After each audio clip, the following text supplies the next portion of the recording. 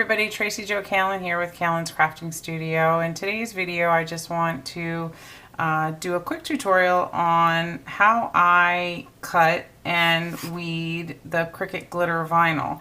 I've read in a few of the Facebook pages and I've had people kind of ask me what I do when I'm using it.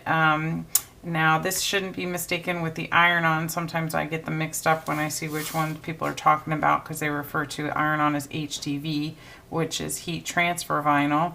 And this is specifically the vinyl that you cut. I already cut this on the machine. It's a monogram that I'll show you in a second. But these you cut face up, and the heat transfer vinyl or iron-on you cut face down. The iron-on I love. I use that quite a bit. And I find that the Cricut brand works really, really well, and it weeds super easy, and I make tons of shirts with it. I haven't used this too often, but I just thought I would show a couple little tricks. So one is, some of you probably already know, you can get a light board. I got this little light board, or tracing box, sometimes they call them. This is APG Tech brand. It was roughly $35 on Amazon, and I'll put the link in the information box below this video. But I love this little light board. It plugs in to either a wall or a USB, and it's just got a little touch light, and it's got different levels of light that you need. But you can see that when I put this down on this light board at the highest setting, you can see the trace marks. Now I understand not everybody has the money or really wants to have a light board, so there's another option too, which is chalk that I use, and you can lightly rub chalk on it and then wipe it off with a baby wipe when you're done. But I'll just show you the other thing that I really like, this particular tool, this piercing tool that came in the kit versus the other weeding tool that I know a lot of people use, which is this one with the curved end on it. I prefer this one. I think it's a lot sharper. This one has a really sharp tip on it. Mine is actually, I don't know if it was a defect or not, if they're all like that, but no, it's going to be really hard to see.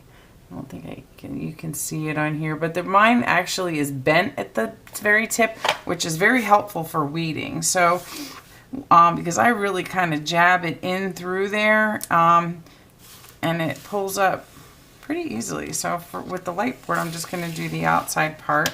I know some people said that they had a lot of trouble with this, and I just have not really had the trouble. Now, this is not a super intricate cut, but even the intricate cuts that I've done, I haven't really had a great deal of trouble with. So now, before I move on, I'll turn the light board off if you don't have a light board, and show you just how some cheap chalk can also do the trick for you. So what you do is you just take some chalk, plain old white chalk, and I used the Crayola chalk, and it comes in colors. You could use any color you want, really, but the white or lighter colors are going to work the best. And if you just run the chalk right over the top of it,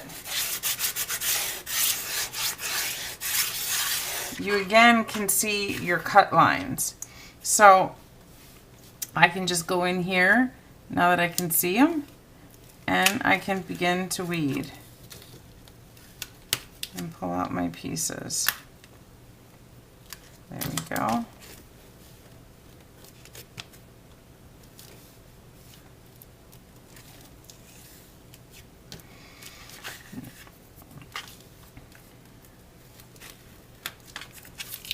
But you can see that this weeding tool really pulls this up nicely. I've seen some people use an X-Acto knife as well, but I don't know, this particular tool works really nicely for me. So I've heard other people say that when they're weeding, that the lines aren't necessarily, the other parts are pulling up with it, but what I would suggest with that is making sure that you're using the specific custom setting for Cricut brand glitter vinyl, and it's under the G versus the V. So if you just go in, you should be able to find that, and instead of using the vinyl setting that's on your machine, use the custom setting. So there we go. So I've weeded that, and then what you can do is you can just take a damp paper cloth or paper towel would probably work too, but you can just take, I use baby wipes because I use them a lot in here, and you can just wipe it. It's not going to hurt the glitter. None of the glitter is even coming off. You just get a little tiny bit of the blue that comes off, but nothing major. It cleans the chalk off pretty nicely. And then you can let it dry and transfer it to whatever you want to put it on. So I don't know if this was helpful or not, but it's just little tricks that I use, and maybe they'll help somebody else out there. So thanks for watching and have a great day, and we'll see you next time.